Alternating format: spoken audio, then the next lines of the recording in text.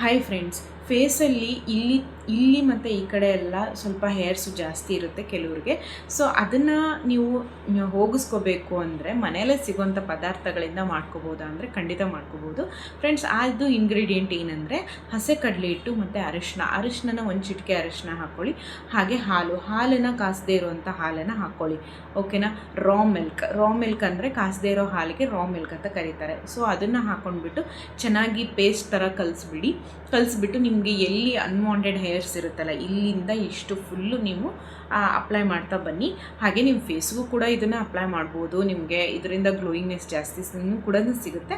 So ಇಲ್ಲ ಅಂದರೆ hairs ಅಷ್ಟೇ ರಿಮೂವ್ ಆಗಬೇಕು ಅಂದರೆ ಇಲ್ಲಿ ಮಾತ್ರ ಅಪ್ಲೈ ಮಾಡ್ತಾ ಬನ್ನಿ ಫ್ರೆಂಡ್ಸ್. ನಿಮಗೆ ನೀವು ದಿನೇ ಅದನ್ನು ಯೂಸ್ ಮಾಡ್ತಾ ಹೇರ್ಸ್ ಬರೋದು ಕಡಿಮೆ ಆಗುತ್ತೆ.